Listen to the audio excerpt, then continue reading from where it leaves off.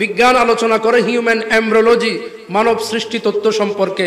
মানব সৃষ্টি তত্ত্বের সব কিছুই কোরআনে কারীমের মধ্যে আল্লাহ সুবহানাহু ওয়া তাআলা বিজ্ঞান আবিষ্কার করারও বহু আগে আল্লাহ মানব জাতিকে জানিয়ে দিয়েছেন।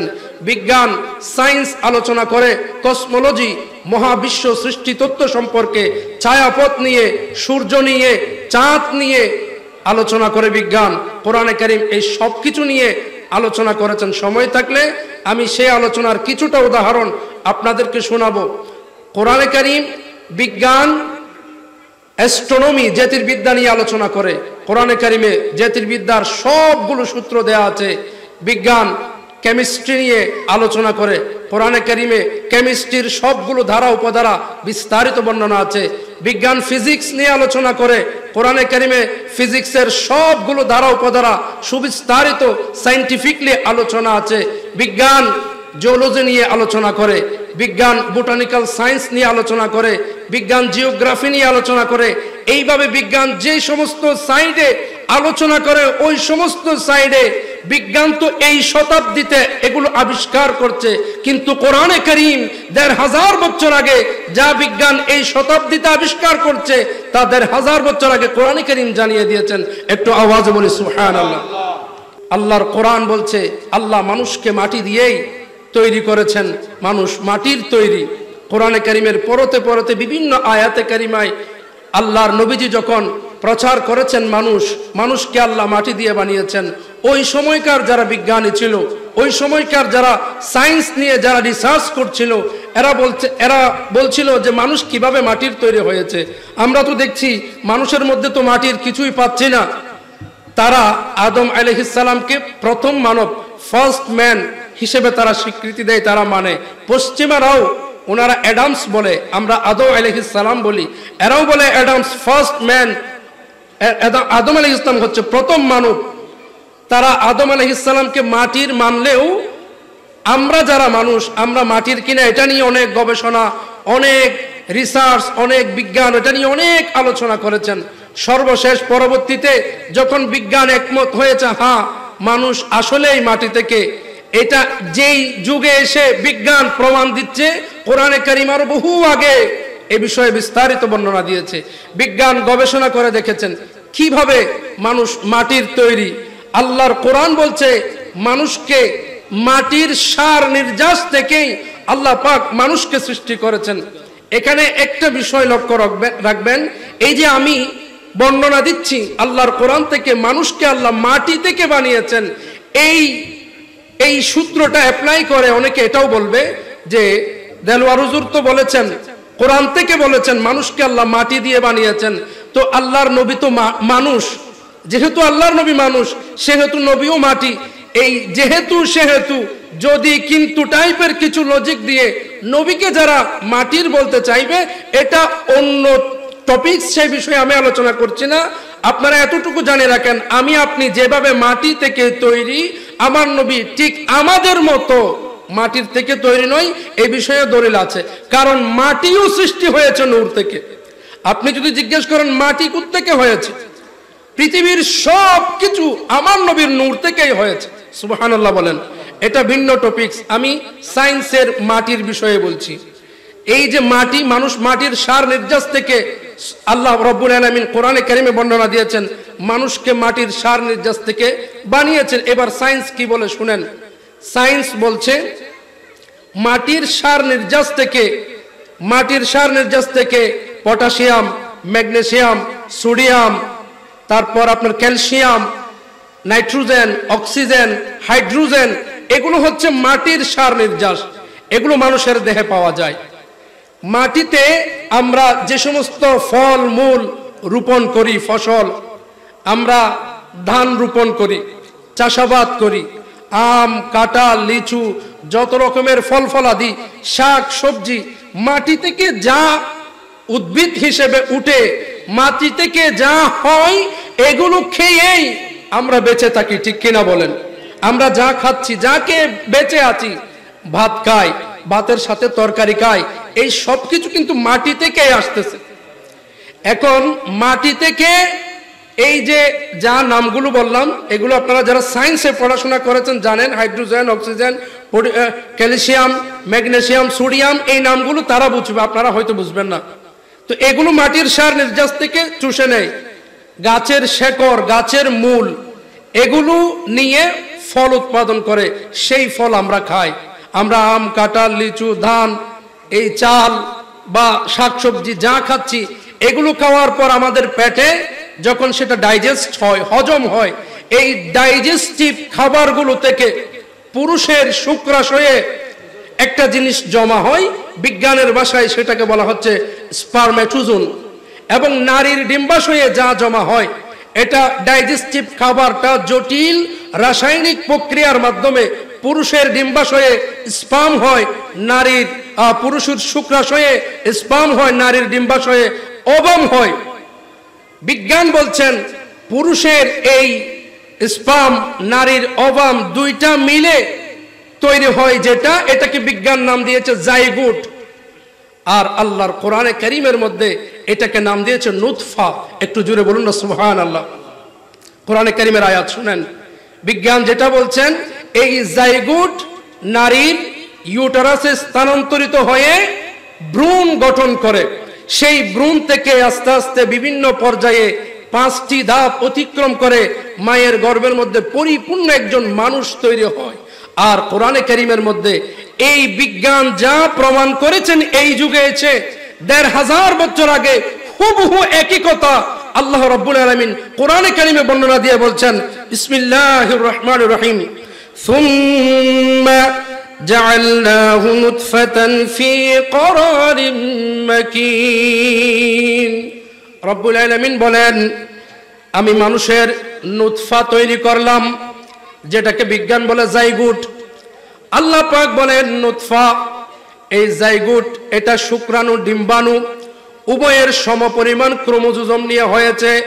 কোরআনে কারীম বলে সেই অ্যারিস্টটলের জমানা থেকে 1889 সাল পর্যন্ত অনেক গবেষণা হয়েছে, অবশেষে এসে এই যুগের বিজ্ঞানীরা প্রমাণ করছেন সমপরিমাণ ক্রোমোজোম নিয়ে ওই শুক্রাণু গঠিত হয়েছে।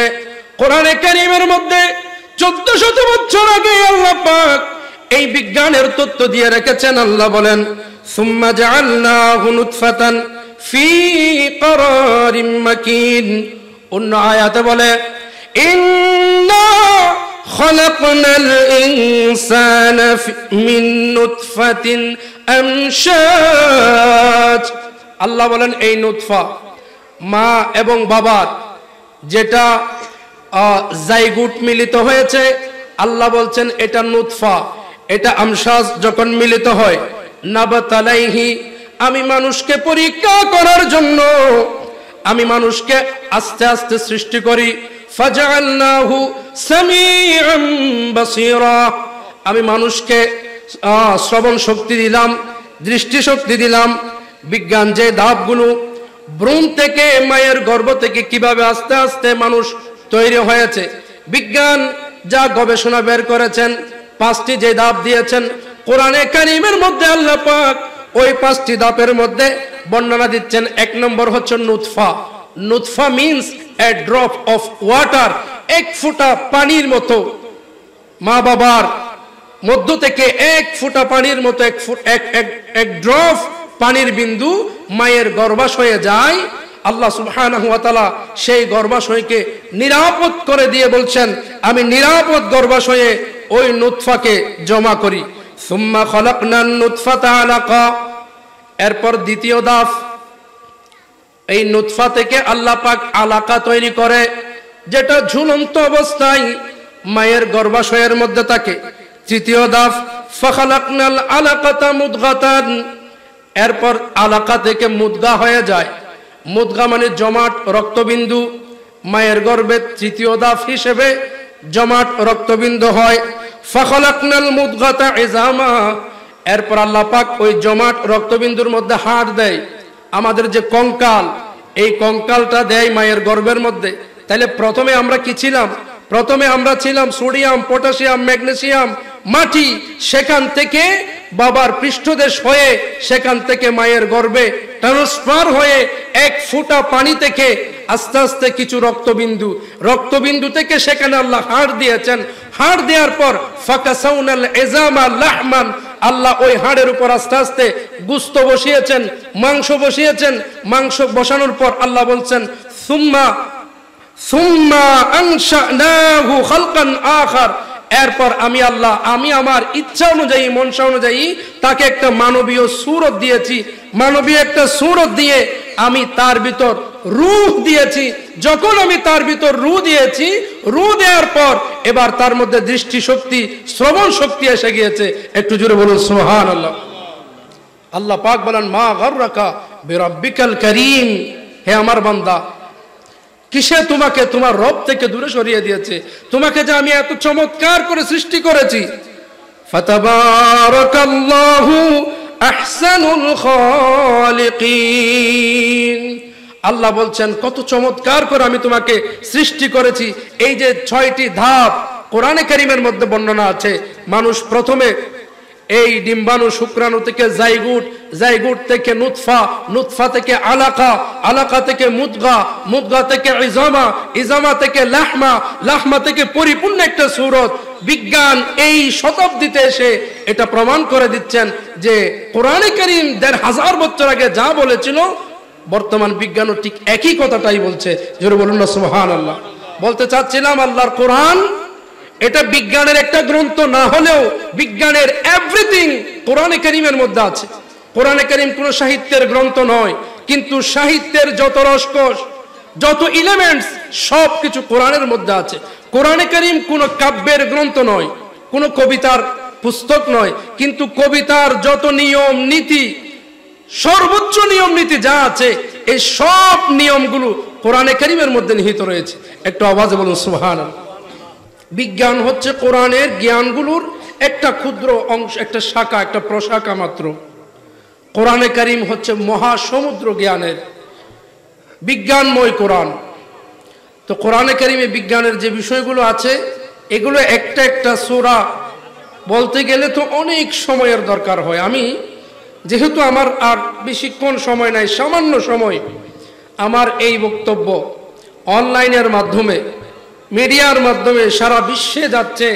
যারা সায়েন্স নিয়ে গবেষণা করেন, সায়েন্সের যারা টিচার আছেন, যারা স্টুডেন্ট আছেন, যারা সায়েন্স নিয়ে বিশেষজ্ঞ আছেন, এবং যারা এই কোরআন এবং সায়েন্স এটা নিয়ে যারা গবেষণা করতে ইচ্ছুক আছেন, আল্লাহর কোরআন নিয়ে যারা কৌতূহলী, আপনাদের উদ্দেশ্যে আমি কিছু রেফারেন্স নোট করেছি। শুধুমাত্র এই রেফারেন্সটুকু দেব। আপনারা এই ওয়াজ যেহেতু মোবাইলে থাকবে, মিডিয়ায় থাকবে, সেখান থেকে ডাউনলোড করে রেফারেন্সগুলো আপনারা নিতে পারেন। আমি শুধুমাত্র রেফারেন্সগুলো বলবো, কারণ এখন ব্যাখ্যা করার মতো সময় আমার হাতে নাই। বলছিলাম কোরআনে কারীমের মধ্যে সব কিছুর জ্ঞান আছে।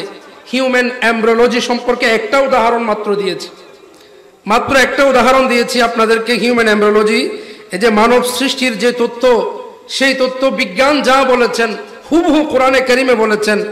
এইভাবে হিউম্যান এমব্রিওলজি সম্পর্কে যদি আরো তথ্য জানতে চান, সূরা ইনসানের 2 নম্বর আয়াত, সূরা মুমিনুনের 12 থেকে 14 নম্বর আয়াত, সূরা সাদের 11 নম্বর আয়াত, 71 নম্বর আয়াত, 72 নম্বর আয়াত, সূরা নাহলের 4 নম্বর আয়াত, একইভাবে সূরা আলাকের 4 নম্বর আয়াত, সূরা আবাসা ওয়া তাওয়াল্লা এটার 18 নম্বর আয়াত, সূরা নিসার 56 নম্বর আয়াত, সূরা কিয়ামার 3 থেকে 4 নম্বর আয়াত। এই আয়াতগুলোতে দেখবেন হিউম্যান এমব্রিওলজি তথা মানব সৃষ্টি, কিভাবে মানুষ সৃষ্টি হয়েছে, কোন পদ্ধতিতে হয়েছে, কয় দিনে হয়েছে, মানুষ সৃষ্টির বিস্তারিত তথ্য কোরআনে কারীমের মধ্যে আল্লাহ পাক ১৫০০ বছর আগে বর্ণনা করে দিয়েছেন। বলুন সুবহানাল্লাহ।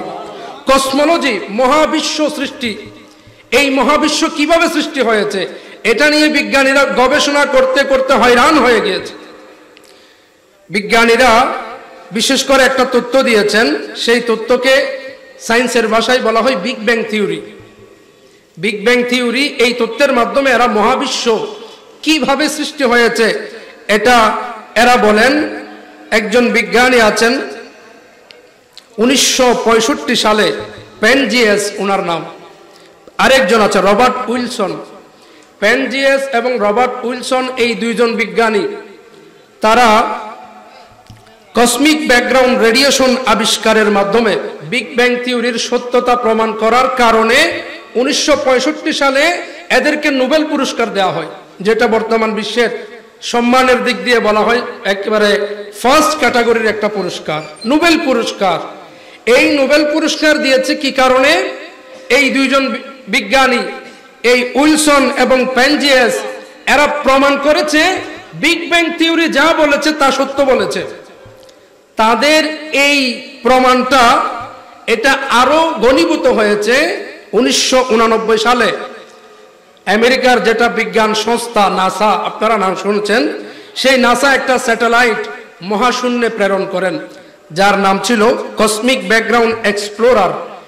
এই স্যাটেলাইটটা মহাশূন্যে প্রেরণ করার পর ওই স্যাটেলাইট থেকে ওই যে 1965 সালে যেই দুইজন বিজ্ঞানী বিগ ব্যাং থিওরির উপর তথ্য দিয়েছেন, সেই তথ্যের বাস্তবতা প্রমাণ পায়। বিগ ব্যাং থিওরির মূল কথাটা হচ্ছে এই মহাবিশ্ব অনস্তিত্ব থেকে কোনো সময় ছাড়া একসাথেই একটা বিন্দু থেকে বিরাট এক বিস্ফোরণের মাধ্যমে এই মহাবিশ্ব সৃষ্টি হয়েছে। আগে আসমান এবং জমিন একসাথে লাগানো ছিল, এটা বিজ্ঞানীরা প্রমাণ করছেন এই শতাব্দীতে এসে। এই জমিন, আসমান, চাঁদ, সূর্য, গ্রহ, নক্ষত্র, তারকা যেগুলো আমরা দেখতে পাই, এই সব কিছু একসাথে ছিল। বিরাট এক বিস্ফোরণের মাধ্যমে এই সবগুলো আলাদা হয়ে একটা সূর্য হলো, একটা চন্দ্র হলো, জমিন হলো, আকাশ হলো, এগুলো আলাদা আলাদা হয়ে গিয়েছে বিরাট এক বিস্ফোরণের মাধ্যমে, এক ব্লাস্টের মাধ্যমে। এটা বিগ ব্যাং থিওরি এরা প্রমাণ করে, এটার উপর নোবেল প্রাইজ দেয়া হচ্ছে। অথচ এই একই থিওরি আল্লাহ সুবহানাহু ওয়া তাআলা ১৫০০ বছর আগে এই মানব জাতিকে জানিয়ে দিয়েছেন মহাবিশ্ব আল্লাহ পাক কিভাবে সৃষ্টি করেছেন। বিজ্ঞানীরা বলছেন যে মহাবিশ্ব অনস্তিত্ব থেকে অস্তিত্বে এসেছে। সেম কথাটা সূরা আনআমের ১ নম্বর আয়াতে আল্লাহ পাক বলেন, বাদিউস সামাওয়াতি ওয়াল আরদ, আল্লাহ বলেন আমি আসমান এবং জমিনকে অনস্তিত্ব থেকে অস্তিত্ব দান করেছি। বলুন সুবহানাল্লাহ। আল্লাহ সুবহানাহু ওয়া তাআলা কোরআনে কারিমে বলছেন, আওয়ালাম ইয়ারাল্লাযীনা কাফারু, যারা অস্বীকারী, যারা কাফের, এরা কি চিন্তা করে না? এরা কি ভেবে দেখে না? আন্নাস সামাওয়াতি ওয়াল আরদা কানাতা রাতকান, এই আসমান এবং জমিন একসাথে ছিল। এই কথাটা ১৫০০ বছর আগের কথা। আল্লাহ বলেন আসমান এবং জমিন একসাথে ছিল। আন্নাস সামাওয়াতি ওয়াল আরদ কানাতা রাতকান ফাফাতাকনাহুমা, এরপর আল্লাহ বলছেন আমি আসমান এবং জমিনকে পৃথক করে দিলাম। বিগ ব্যাং থিওরিও একই কথা বলছে, বিজ্ঞানীরাও একই কথা বলছে। এই শতাব্দীতে 1965 সালে বিজ্ঞানী প্রমাণ করতেছেন এই যে বিগ ব্যাং থিওরির সত্যতা, অথচ আল্লাহ পাক ১৫০০ বছর আগে এই তথ্য দিয়ে রেখেছেন, ওয়াজআলনা মিনাল মাই কুল্লা শাইইন হাইয়িন আফালা ইউমিনুন। আল্লাহ বলেন আমি সৃষ্টির যত জীবন্ত প্রাণী আছে সমস্ত প্রাণীকে পানি থেকেই সৃষ্টি করেছি, এরপরেও কি তোমরা ঈমান আনবে না? এমন একটা তথ্য দেওয়ার পরেও, যে তথ্য কেউ জানে না ১৫০০ বছর আগে কে জানতো এই মহাবিশ্ব কিভাবে সৃষ্টি হয়েছে, মানুষ কোত্থেকে তৈরি হয়েছে, এই প্রাণী কোত্থেকে তৈরি হয়েছে। আল্লাহ এমন তথ্য দেওয়ার পর বলছেন এমন একটা তথ্য আমি তোমাদেরকে দেওয়ার পর এরপরেও কি তোমরা ঈমান আনবে না? এরপরেও কি তোমরা বলবে এই কোরআন নবীজির হাতের লেখা, এটা নিজস্ব, এটা যে আল্লাহর গ্রন্থ, তারপরেও কি বিশ্বাস করবে না? রব্বুল আলামিন এইভাবে কোরআনে কারীমের আয়াতগুলো দিয়ে বিজ্ঞানের যে তথ্যগুলো, সেই তথ্যগুলোর প্রমাণ দিচ্ছেন। আমি শুধু রেফারেন্সটুকু বলে যাই, তাহলে হিউম্যান কসমোলজি, মহাবিশ্ব সৃষ্টি তত্ত্ব সম্পর্কে সূরা আনআমের 101 নম্বর আয়াতে, সূরা আম্বিয়ার 30 নম্বর আয়াত, 32 নম্বর আয়াত, সূরা বনি ইসরাইলের 53, 82, 38 এই 3টি আয়াতে, সূরা ফাতিরের 1 নম্বর আয়াত, সূরা হামিম সাজদার 9 থেকে 12 নম্বর আয়াত, সূরা হুদের 7 নম্বর আয়াত, সূরা ইনশিকাকের 3 থেকে 4 নম্বর আয়াত, সূরা লুকমানের 29 নম্বর আয়াত। এই আয়াতগুলো যদি আপনারা দেখেন, সেখানে মহাবিশ্ব সৃষ্টি সম্পর্কে বিজ্ঞানীরা যা বলছে আল্লাহর কোরআনে কারীম বহু আগেই তাই বলে দিয়েছেন। বলুন সুবহানাল্লাহ। এরপর আসে অ্যাস্ট্রোনমি, জ্যোতির্বিদ্যা। এটাও বিজ্ঞানীদের একটা টপিকস। এই অ্যাস্ট্রোনমি সম্পর্কে সেখানে কি কি বিষয়ে আলোচনা হয়, সৌরজগৎ নিয়ে আলোচনা হয়, গ্রহ নক্ষত্র নিয়ে আলোচনা হয়, দ্য মিল্কি ওয়ে ছায়াপথ নিয়ে আলোচনা হয়। এই আলোচনাগুলো কোরআনে কারিমের মধ্যে আছে। কোন কোন সূরায় আছে একটু দেখে নেন। সূরা আনআমের 78 নম্বর আয়াতে কারিমায় আছে এই যে সৌরজগতের ঘূর্ণায়মান কক্ষপথ, এ সম্পর্কে সূরা আম্বিয়ার 33 নম্বর আয়াতে আল্লাহ পাক বলেছেন পৃথিবীর যে মধ্যাকর্ষণ শক্তি, এই জামানার বিজ্ঞানীরা প্রমাণ করেছেন আপনি কিছু একটা উপরের দিকে ছুঁড়ে মারলে এটা আবার নিচের দিকে কেন আসে। বিজ্ঞানী নিউটন এই মধ্যাকর্ষণ শক্তি নিয়ে গবেষণা করে সে তার থিওরি দিয়েছে। এই বিজ্ঞানী নিউটনের থিওরির চাইতেও আরো বহু আগে কোরআনে কারীমের মধ্যে আল্লাহ সুবহানাহু ওয়া তাআলা সূরা মুরসালাতের 25 নম্বর আয়াতে পৃথিবীর মধ্যাকর্ষণ শক্তি সম্পর্কে আলোচনা করে গিয়েছেন। বলুন সুবহানাল্লাহ। সূর্য পৃথিবীর কেন্দ্রে এক উজ্জ্বল আলোকবর্তিকা। কয়েকটি সূরার মধ্যে এই ব্যাপারে আলোচনা আছে। সূরা ইউনূসের 5 নম্বর আয়াতে আছে, সূরা ফুরকানের 61 নম্বর আয়াতে আছে, সূরা ইয়াসিনের 38 নম্বর আয়াতে আছে।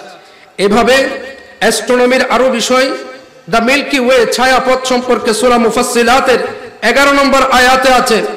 চাঁদের যে নিজস্ব কোনো আলো নাই, বিজ্ঞানীরা এই সময় এসে প্রমাণ করছে, অথচ কোরআনে কারীমের মধ্যে বহু আগে এই ব্যাপারে বলা হয়েছে। সূরা নূহ 15 নম্বর 16 নম্বর আয়াতে স্পষ্ট উল্লেখ করেছে চাঁদের আলো এটা ধার করা আলো। বলুন সুবহানাল্লাহ। এবং এক এক গ্রহের দিনের পার্থক্য এক এক রকম, এটাও আল্লাহ পাক কোরআনে কারীমে বর্ণনা দিয়েছেন। সূরা হজ্জের 47 নম্বর আয়াত, সূরা হামিম সাজদার 5 নম্বর আয়াতে আল্লাহ পাক বলেছেন এক গ্রহের সময় যেমন আমাদের পৃথিবীতে 24 ঘন্টায় একদিন, কিন্তু অন্যান্য গ্রহে 24 ঘন্টায় একদিন নয়। কোন কোন গ্রহে একদিন দুনিয়ার একদিন সমান, সেখানে 70 ঘন্টা, 100 ঘন্টা, 80 ঘন্টা। এমনকি কোরআনে কারীমে বলছেন আল্লাহর কাছে যেটা একদিন, সেটা আমরা দুনিয়াবাসী বান্দার কাছে 1000 বছরের সমান। বলুন সুবহানাল্লাহ। তাহলে সময় যে গ্রহভেদে সময়ের তারতম্য, এই সায়েন্সের বিষয়টাও আল্লাহ পাক বাদ দেন নাই, এটাও কোরআনে কারীমে বর্ণনা করেছেন। ফিজিক্সের যে বিষয়গুলো, পদার্থ, বিশেষ করে পদার্থ, অণু, পরমাণু, লোহা, বস্তু, এগুলো নিয়েই আলোচনা করে। অণু পরমাণু নিয়ে কোরআনে কারীমের মধ্যে আপনি আয়াত পাবেন। সূরা ইউনূসের 61 নম্বর আয়াতে আল্লাহ পাক বলেছেন পৃথিবীর অণু, পরমাণু, একেবারে ক্ষুদ্রাতি ক্ষুদ্র যত বস্তু আছে, সবচেয়ে বড় যত বস্তু আছে, সমস্ত বিষয় নিয়ে আল্লাহর কোরআনে কারীমের মধ্যে বর্ণনা আসছে। বলুন সুবহানাল্লাহ। ফামান ইয়ামাল মিসকালা যাররাতিন খায়রান ইয়ারা ওয়া মান ইয়ামাল মিসকালা যাররাতিন শাররান ইয়ারা। আল্লাহ রাব্বুল আলামিন অণু এবং পরমাণুর বিষয়ে কোরআনে কারীমে তথ্য উপস্থাপন করেছেন। বিশেষ করে আগুনের উৎপত্তি, আগুন কোত্থেকে তৈরি হয়েছে, সায়েন্টিস্টরা যা গবেষণা করছেন কোরআনে কারীমে আগুনের উৎপত্তি সম্পর্কে সূরা আম্বিয়ার 71 থেকে 73 নম্বর আয়াত, সূরা ইয়াসিনের 80 নম্বর আয়াতে আগুনের উৎপত্তির ব্যাপারে আল্লাহ পাক বর্ণনা দিয়েছেন। বিশেষ করে লোহার উৎপত্তি কোত্থেকে, এই বিজ্ঞানীরা অনেক গবেষণা করে এরা এই সিদ্ধান্ত উপনীত হয়েছেন যে লোহা এটা পৃথিবীর কোনো বস্তু নয়, এটা অন্য কোনো গ্রহ থেকে এসেছে। আল্লাহ রাব্বুল আলামিন 1500 বছর আগে জানিয়ে দিয়েছেন লোহাকে আল্লাহ পাক আসমান থেকে নাজিল করেছে। বলুন সুবহানাল্লাহ। তাহলে বিজ্ঞানীরা যা বলছে কোরআন থেকেই বলছে। এই যুগে এরা পরীক্ষা নিরীক্ষা করে যা বলছেন আল্লাহর কোরআন তা বহু আগেই জানিয়ে দিয়েছেন। কয়লার ব্যাপারে সূরা আলার 4 থেকে 5 নম্বর আয়াত, সূরা হিজরের 21 নম্বর আয়াত কয়লার ব্যাপারে বলেছেন। কেমিস্ট্রি, রসায়ন যে বিষয়গুলো নিয়ে আলোচনা করে, পানি চক্র, পানি থেকে কি কি হয়েছে এই বিষয়গুলো নিয়ে আলোচনা করে। বিশেষ করে পানির গঠন প্রণালী, জলীয় বাষ্প, বজ্রপাত, বিদ্যুৎ শক্তি, এগুলো নিয়েই আলোচনা করে। আর এগুলোর ব্যাপারে কোরআনে কারীমের মধ্যে স্পষ্ট সায়েন্টিফিক আলোচনা রয়েছে। আমি যদি রেফারেন্স হিসেবে আপনাদের বলতে চাই, পানি সৃষ্টির উৎস সম্পর্কে সূরা আন-নূরের 45 নম্বর আয়াত, সূরা আন-নাজিয়াতের 30 নম্বর আয়াতের মধ্যে আছে। দুধের রাসায়নিক বিশ্লেষণ, এই যে দুধের মধ্যে যেই উপাদানগুলো বিজ্ঞানীরা বলে দুধের উপকারিতার কথা বর্ণনা দিচ্ছে, কোরআনে কারিমে সূরা মুমিনুনের 21 নম্বর আয়াতে একথা বহু আগেই বলে দিয়েছেন। বলুন সুবহানাল্লাহ। এভাবে মেডিকেল সায়েন্সের কথা যদি বলি, জলীয় বাষ্প বিদ্যুৎ শক্তির ব্যাপারে সূরা বাকারার 19 নম্বর আয়াতে আলোচনা আছে। মেডিকেল সায়েন্সের ব্যাপারে সূরা সূরার 80 নম্বর আয়াত, সূরা রোমের 50 নম্বর আয়াত, বনি ইসরাইলের 82 নম্বর আয়াত, এবং অক্সিজেনের ব্যাপারে জিওলজি, প্রাণীবিদ্যা, অর্থাৎ প্রাণীদের মধ্যে যে অক্সিজেন দরকার, হাইড্রোজেন দরকার, নাইট্রোজেন দরকার, এই বিষয়গুলো সায়েন্টিস্টরা যেভাবে আলোচনা করেছেন, আল্লাহ সুবহানাহু ওয়া তাআলা কোরআনে কারীমের মধ্যে এই বিষয়ও বাদ দেন নাই। প্রাণীর শ্বাস প্রশ্বাস সম্পর্কে সূরা নাহলের 5 নম্বর আয়াতে উল্লেখ আছে। অক্সিজেন, মানুষের যে অক্সিজেন প্রয়োজন হয় সে ব্যাপারে সূরা আনআমের 125 নম্বর আয়াতে উল্লেখ আছে। মৌমাছির জীবন রহস্য, প্রাণীবিদ্যা, জিওলজি, যারা বিশ্ববিদ্যালয়ের জিওলজি ডিপার্টমেন্টে আছে, বিভিন্ন প্রাণীর জীবন ধারা নিয়ে এরা গবেষণা করে, কোন প্রাণীর জীবন ধারা কিরকম। আর কোরআনে কারীমের মধ্যে বিভিন্ন প্রাণী সম্পর্কে স্পষ্ট আয়াতে কারিমা, প্রাণীর পিপিলিকার উপর তো একটা সূরাই আছে, মৌমাছির উপর পুরো একটা সূরা আছে, সূরা নাহল, পিপিলিকার উপর সূরা আছে। এইভাবে পিপিলিকার জীবনধারা নিয়ে সূরা নাহলের মধ্যে 18 নম্বর আয়াতে বিস্তারিত আছে। মৌমাছির জীবন রহস্য সূরা নাহলের 68-69 নম্বর আয়াতে স্পষ্ট আছে। মাকড়সার জীবনধারা সম্পর্কে সূরা আনকাবুতের 41 নম্বর আয়াতে উল্লেখ আছে। উটের শারীরিক বর্ণনা সম্পর্কেও আল্লাহ কোরআনে বলেছেন সূরা গাশিয়ার 17 নম্বর আয়াত। পাখিদের জীবনধারা সম্পর্কে সূরা নাহলের 79, সূরা মুলুকের 19 নম্বর আয়াত, সূরা আনআমের 38 নম্বর আয়াতে বিভিন্ন পাখিদের জীবনধারা কেমন হয় সে ব্যাপারে আল্লাহ পাক আলোচনা করেছেন। এবং বিশেষ করে কোন প্রাণী আল্লাহ পাক অনর্থক বানায় নাই, বিজ্ঞানও সেটা বলছে। মশা, মাছি, সাপ, বিচ্ছু, এই যে প্রাণীগুলো দেখে আমরা অনেক সময় বলি এগুলো কেন, কি দরকার মানুষের, বিজ্ঞান বলে কোনো প্রাণী অনর্থক নয়, কোনো না কোনো কাজে আল্লাহ এটা বানিয়েছেন। আল্লাহও একই কথা বলছেন সূরা মুমিনুনের 17 নম্বর আয়াতে। আল্লাহ বলেন আমি কোনো প্রাণীকেই অনর্থক বানাই নাই। সুবহানাল্লাহ বলেন। বিজ্ঞান যা বলছে কোরআনে কারীম থেকেই বলছে। বোটানিক্যাল সায়েন্স, উদ্ভিদ বিজ্ঞান, উদ্ভিদ বিজ্ঞান নিয়ে উদ্ভিদের যে জীবন আছে, গাছ গাছালি, পাক পাকালি যেগুলো আমরা দেখছি, নারকেল গাছ বলেন, কাঁঠাল গাছ বলেন, গাছের মধ্যেও ছেলে মেয়ে আছে। এটা বিজ্ঞানীরা এই জমানায় এসে প্রমাণ করতেছে গাছের মধ্যে পুরুষ গাছ, নারী গাছ আছে। আল্লাহ সুবহানাহু ওয়া তাআলা ১৫০০ বছর আগে এ বিষয়ে জানিয়ে দিয়েছেন যে উদ্ভিদের মধ্যে যে পুরুষ আছে, নারী আছে, এ বিষয়ে আল্লাহ সুবহানাহু ওয়া তাআলা সূরা আর-রাদের 3 নম্বর আয়াত, সূরা ইয়াসিনের 34 নম্বর আয়াতে আল্লাহ পাক জানিয়ে দিয়েছেন আমি গাছ গাছালিকেও জোড়ায় জোড়ায় বানিয়েছি। বলুন সুবহানাল্লাহ। তাহলে গাছ গাছালির মধ্যেও, উদ্ভিদের মধ্যেও যে পুরুষ স্ত্রী, নারী পুরুষ, অর্থাৎ জেন্ডারের যে একটা, উদ্ভিদের মধ্যেও ফিমেল মেইল আছে। এই তত্ত্ব বিজ্ঞানীরা এই জমানায় এসে যেটা পরীক্ষা নিরীক্ষার মাধ্যমে প্রমাণ করতেছে, কোরআনে কারীম ১৫০০ বছর আগে এটা প্রমাণ করে দিয়েছেন, বলে গিয়েছেন। আল্লাহর কোরআন জানিয়ে দিয়েছেন উদ্ভিদের বংশবিস্তার সম্পর্কে সূরা তাহার 53 নম্বর আয়াতে আছে। অঙ্কুরোদ্গম সম্পর্কে সূরা হজ্জের 5 নম্বর, সূরা লুকমানের 10 নম্বর আয়াতে আছে। ফুল থেকে যে ফল হয় এ বিষয়েও আল্লাহ বাদ দেন নাই। সূরা আনআমের 95 নম্বর আয়াতে ফুল থেকে যে ফল কিভাবে হয় তার বিস্তারিত বর্ণনা দিয়েছে। বলতে চাচ্ছিলাম বোটানিক্যাল সায়েন্স, উদ্ভিদ বিজ্ঞানের যত তথ্য উপাত্ত দরকার এই সব কিছু কোরআনে কারীমের মধ্যে পাওয়া যায়। বলুন সুবহানাল্লাহ।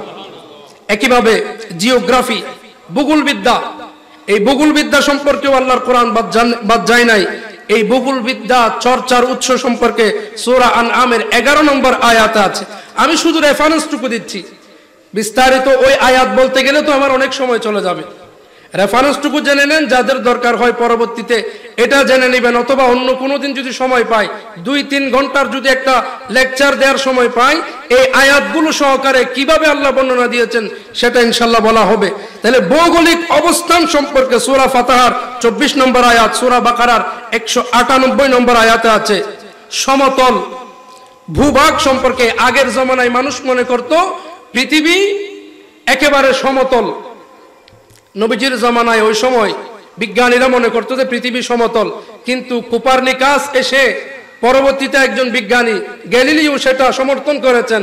গ্যালিলিও একজন বড় বিজ্ঞানী, কোপারনিকাস একজন বড় বিজ্ঞানী, তারা প্রমাণ করে দিচ্ছেন যে না, পৃথিবী এই উপগ্রহের কেন্দ্রে নয়, পৃথিবীর অবস্থান সমতল নয়, কোথাও উঁচু, কোথাও নিচু, কোথাও পাহাড়ি, পৃথিবীর অবস্থান সমতল নয়। এরা প্রমাণ করে দিয়েছেন পৃথিবী, আগের যুগে মনে করত পৃথিবী চার কোণার, অর্থাৎ এই আমাদের মাঠ যেমন আগের জামানায় মানুষ মনে করত পৃথিবীও তেমন। এজন্য এরা দূর দূরান্তে সফর করত না, ভয় পেত কিনারায় গেলে যদি পড়ে যায়। কিন্তু গ্যালিলিও, কোপারনিকাস এরা এসে প্রমাণ করে দিচ্ছেন যে পৃথিবী এটা গোলাকার। অথচ আল্লাহ সুবহানাহু ওয়া তাআলা কোরআনে কারিমে বহু আগেই বলে দিয়েছেন পৃথিবীর যে আকৃতি। আল্লাহ বলছেন রাতের পরে দিন, আমি দিনের মধ্যে রাত প্রবেশ করাই, রাতের মধ্যে দিন প্রবেশ করাই। এই যে একটার মধ্যে একটা প্রবেশ করানো, এটার দ্বারাই প্রমাণ হয়ে যায় পৃথিবী সমতল নয়, পৃথিবী চার কোণের নয়, পৃথিবী গোলাকার।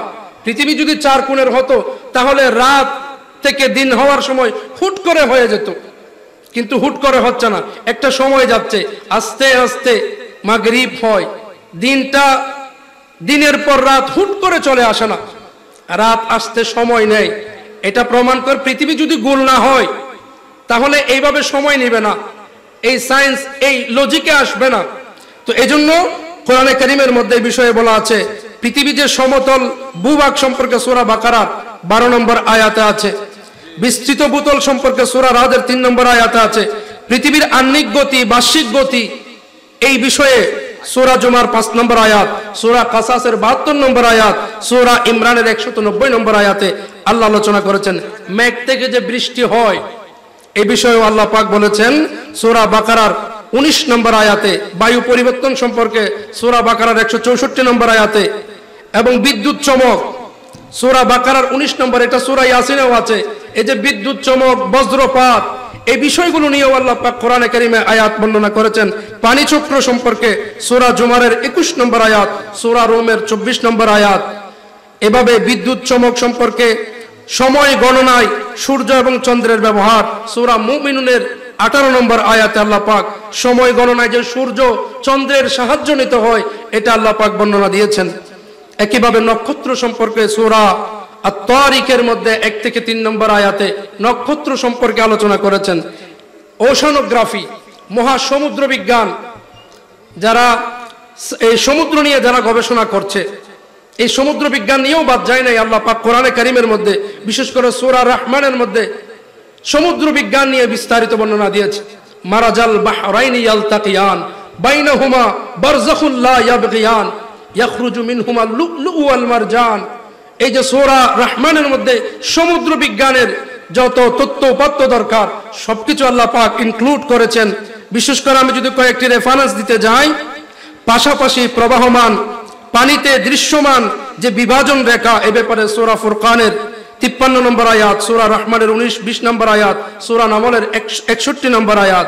সমুদ্রের তলদেশে কি আছে? সমুদ্রের নিচে তো পানি, আমরা মনে করছি পানি। বিজ্ঞানীরা এই যুগে প্রমাণ করে দিয়েছেন পানির নিচে যেতে যেতে যেতে যেতে এক পর্যায়ে আগুন পাওয়া যাবে। সুবহানাল্লাহ বলেন। সমুদ্রের নিচে আগুন রয়েছে, সেখানে আগুন জ্বলতেছে। বিজ্ঞানীরা এটা গবেষণা করেছেন, ডুবুরি পাঠিয়েছেন, এরা গবেষণা করে এই সত্যতা প্রমাণ পেয়েছেন সমুদ্রের নিচে আগুন রয়েছে। আল্লাহ সুবহানাহু ওয়া তাআলা ১৫০০ বছর আগে সমুদ্রের নিচে যে আগুন রয়েছে এই ব্যাপারে কোরআনে কারীমে আল্লাহ পাক রব্বুল আলামিন বহু আগেই জানিয়ে দিয়েছেন যে আল্লাহ সুবহানাহু ওয়া তাআলা সূরা তুরের 6 নম্বর আয়াতে জানিয়ে দিয়েছেন সমুদ্রের নিচে আগুন রয়েছে। জোরে বলুন সুবহানাল্লাহ। যেটা ১৫০০ বছর আগে বলে দিয়েছেন, বিজ্ঞানী এই যুগে এসে প্রমাণ করতেছে আসলেই সত্য, সমুদ্রের নিচে আগুন রয়েছে। একটু আওয়াজে বলি না সুবহানাল্লাহ। এভাবে সমুদ্রের তলদেশে, সমুদ্রের নিচে জীবজন্তু কি আছে বিজ্ঞানীরা গবেষণা করছে। আল্লাহর কোরআন বলে দিয়েছেন সূরা ফাতিরের 12 নম্বর আয়াতে গেলে সমুদ্রের মধ্যে কি ধরনের জীবজন্তু রয়েছে সে ব্যাপারেও আলোচনা পাওয়া যায়। সমুদ্রের তলদেশে সৃষ্ট তরঙ্গ, এই তরঙ্গের ব্যাপারেও কোরআনে কারীমে সূরা নূরের 40 নম্বর আয়াতে আলোচনা এসেছে। সায়েন্টিফিকলি, ম্যাথমেটিক্স, গণিত শাস্ত্র, অঙ্ক, এই বিষয়েও কি কোরআনে আছে? হ্যাঁ, এই বিষয়েও কোরআনে বাদ যায় নাই। কোনো বিষয় বাদ যায় নাই। সুবহানাল্লাহ বলেন। আপনি রেফারেন্স দেখতে পারেন সূরা মারিয়ামের 84 নম্বর আয়াত, গণিত শাস্ত্রের প্রয়োজনীয়তা সম্পর্কে আল্লাহ পাক আয়াত নাজিল করেছেন। সূরা কাহফের 19 নম্বর আয়াত, সূরা তালাকের 1 নম্বর আয়াত, এবং কোরআনে উল্লেখিত গাণিতিক সংখ্যার ব্যবহার সূরা বাকারার 184 নম্বর আয়াত, সূরা ইউসুফের 20 নম্বর আয়াত। আমার কাছে একটা চার্ট আছে, গাণিতিক সংখ্যাগুলো কোরআনে কারিমের কোন কোন সূরায় আলোচনা হয়েছে। তাহলে গণিতের বিষয়গুলো কোরআন থেকে বাদ যায় নাই। আপনারা যে বীজগণিত করেন, আপনি কি জানেন বীজগণিত কাদের তৈরি? কে বীজগণিতের আবিষ্কারক?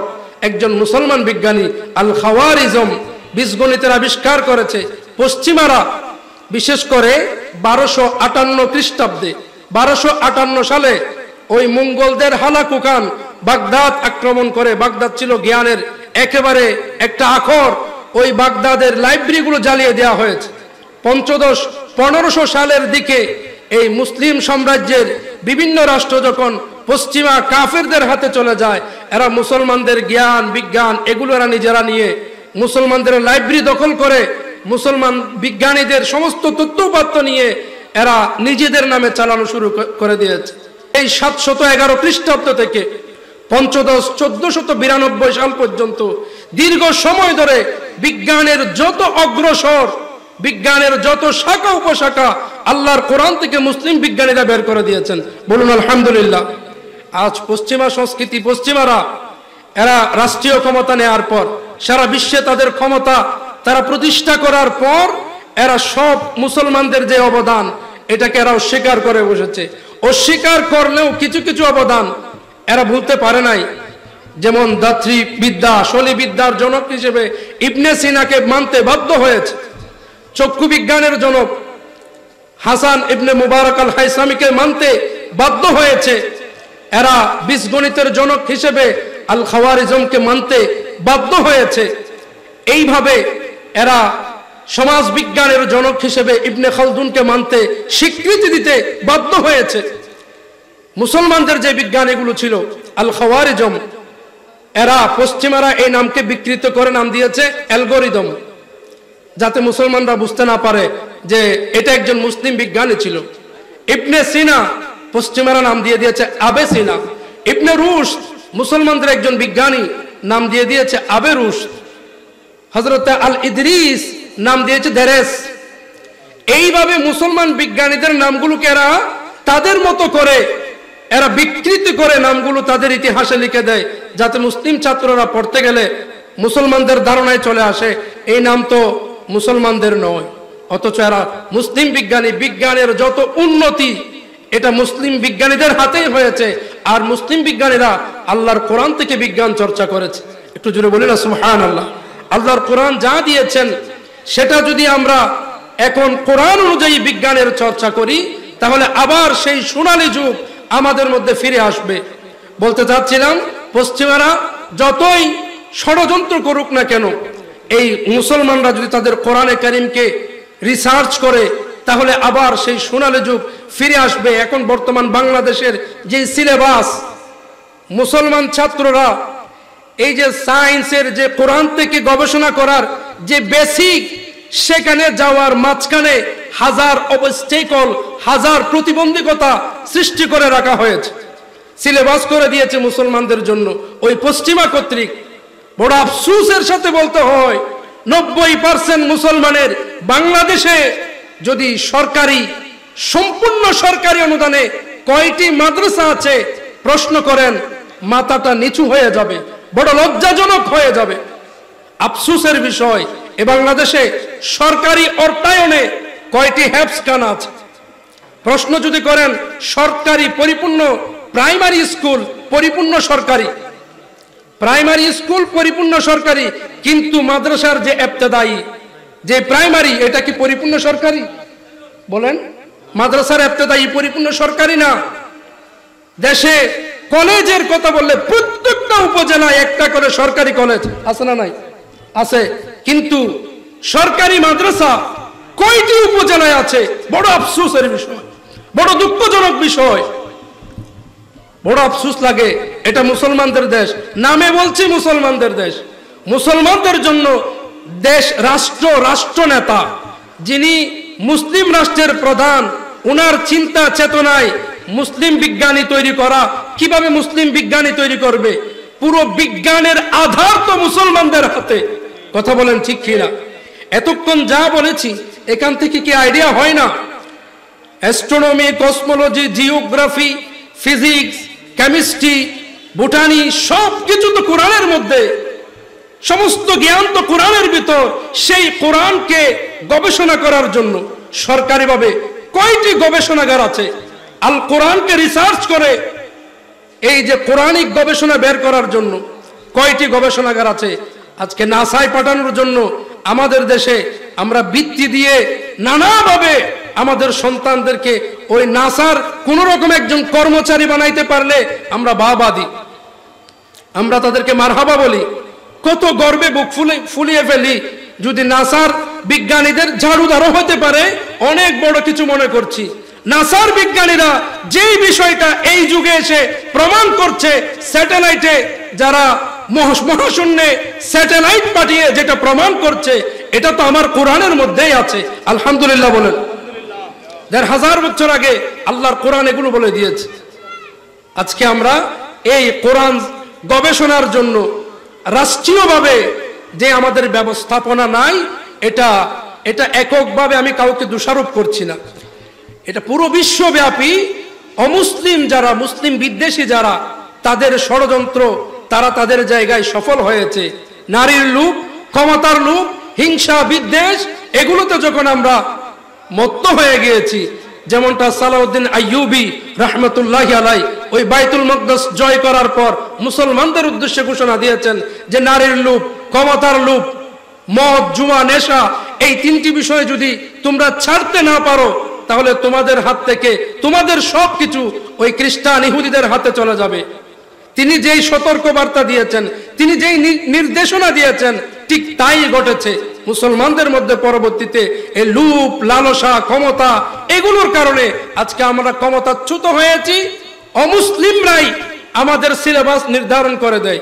আমি আমার মাদ্রাসায় গিয়ে আমি কি পড়ব না পড়ব, সেই সিলেবাস নির্ধারণ করে দিচ্ছে অমুসলিমরা। আমার মাদ্রাসায় গিয়ে কিভাবে শিক্ষকরা পড়াবেন, শিক্ষকদেরকে ট্রেনিং দিচ্ছে অমুসলিমরা, পরোক্ষভাবে অথবা প্রত্যক্ষভাবে। এটা বড় আফসোসের বিষয়। This is reality. আমি যা বলছি কোরআনে কারীমের মধ্যে সবকিছুর বর্ণনা, কোনো কিছুই আল্লাহ সুবহানাহু ওয়া তাআলা বাদ দেন নাই। তাহলে রেফারেন্স দিতে যাচ্ছিলাম, ম্যাথমেটিক্সের সম্পর্কেও আল্লাহর কোরআন বলেছেন, হিস্ট্রি, ইতিহাস। কোরআনে কারীম কোনো ইতিহাসের গ্রন্থ নয়, কিন্তু ইতিহাসের নির্ভরযোগ্য তথ্য কোরআনে কারীমের মধ্যে রয়েছে। সূরা নূহ, সূরা ফুরকানের ৩৫ থেকে ৩৯ নম্বর আয়াতে নূহ আলাইহিস সালামের ওই প্লাবনের ইতিহাস আল্লাহ পাক বর্ণনা করেছেন। সূরা কমরের ১১ থেকে ১২ নম্বর আয়াতেও সে ব্যাপারে আলোচনা এসেছে। একইভাবে হামানের যে ঐতিহাসিক ঘটনা, সে ঘটনাও আপনারা সূরা কাসাসের ৩৮ নম্বর আয়াতে পেয়ে যেতে পারেন। মিশরে যে ফারাওদের উপাধি সূরা ইউসুফের ৫৪ নম্বর আয়াতে, সূরা বনি ইসরাইলের ১০৯ নম্বর আয়াতে, এবং ঐতিহাসিক মক্কা বিজয়ের যেই পূর্বাভাস, সে ব্যাপারেও আল্লাহ পাক সূরা ফাতার ২৭ নম্বর আয়াতে বর্ণনা করেছেন। ধ্বংসপ্রাপ্ত জাতি যেগুলো রয়েছে, সূরা হুদের ২৫ নম্বর আয়াত, সূরা হিজরের ৮০ নম্বর আয়াত, সূরা আরাফের ৭৭ নম্বর আয়াত, আসহাবে কাহাফের ঘটনা সূরা কাহাফের মধ্যে বর্ণনা দিয়েছেন। এইভাবে বলতে গেলে কোরআনে কারীমের মধ্যে আল্লাহ সুবহানাহু ওয়া তাআলা হিস্ট্রির যত নির্ভরযোগ্য তথ্য, এ সব কিছু বর্ণনা দিয়েছেন। একটু জোরে বলি সুবহানাল্লাহ। এই বিজ্ঞানের যুগের আরেকটি বড় আবিষ্কার হচ্ছে ফিঙ্গারপ্রিন্ট। আপনারা জানেন ফিঙ্গারপ্রিন্ট এখন পাসপোর্ট করতে গেলেও লাগে, আইডি কার্ড করতে গেলেও লাগে। আপনার আমার হাতে একটু হাতের বৃদ্ধাঙ্গুলি, শাহাদাতাঙ্গুলি নিজে তাকিয়ে দেখেন, অনেকগুলো ছোট ছোট দাগ আছে।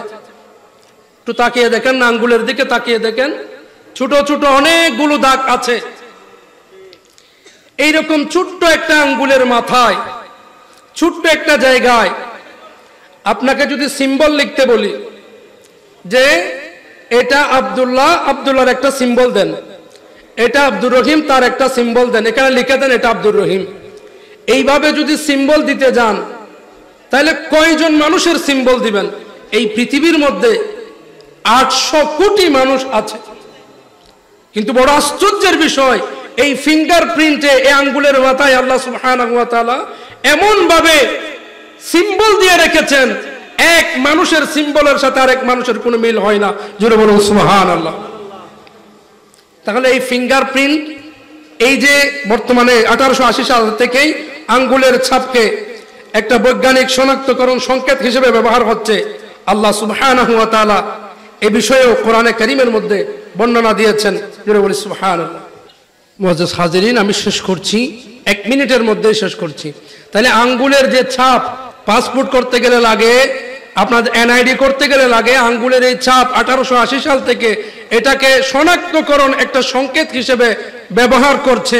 অথচ আল্লাহ সুবহানাহু ওয়া তাআলা এই আঙ্গুলের ছাপের ব্যাপারেও কোরআনে কারীমের মধ্যে বর্ণনা দিয়েছেন। আল্লাহ বলেন, আয়াহসাবুল ইনসানু আল্লান নাজমা'a ইজামা, মানুষ কি মনে করছে সে মারা যাওয়ার পর তার হাড় গুড় এগুলো সব নষ্ট হয়ে যাবে, পচে যাবে? না না, বালা কাদিরিন আলা আন নুসাব্বিয়া বানানা, আমি মানুষকে তার হাড় গুড় এগুলোকে তো আবার পুনরায় বানাবো। ইভেন কি তার হাতের যে আঙ্গুলের অগ্রভাগের যে ছাপ রয়েছে, যে নকশা রয়েছে, এটা সহকারে আমি মানুষকে আবার পুনরায় উত্থিত করব। বলুন সুবহানাল্লাহ। মুআজ্জাজ হাজিরিন, তাহলে বলতে চাচ্ছিলাম কোরআন পুরোটাই বিজ্ঞানময়। আল্লাহর কোরআন বিজ্ঞান যা যা বলছে এগুলো কোরআনের ক্ষুদ্র একটি শাখা মাত্র। আল্লাহর কোরআনের মধ্যে সবকিছুই রয়েছে। আলেম, এটা আলেম শব্দের অর্থই হচ্ছে বিজ্ঞানী। আগের যুগের যারা আলেম ওলামা ছিলেন এরা শুধুমাত্র একটা বিষয়ে জানতেন এমন নয়, এরা জ্যোতির্বিদ্যা, দর্শন, মহাকাশ, এরা সমুদ্রবিদ্যা, এরা বায়োলজি, এরা উদ্ভিদবিদ্যা, সব বিষয়ে এদের জ্ঞান ছিল। আল্লাহ সুবহানাহু ওয়া তাআলা আমাদের কোরআনে কারীমকে চর্চা করার মাধ্যমে আবার সেই সোনালী যুগ ফিরিয়ে আনার তৌফিক দান করুন। আমিন। ওয়া মা আলাইনা ইল্লাল বালাগ। আসসালামু আলাইকুম ওয়া রাহমাতুল্লাহি ওয়া বারাকাতুহু।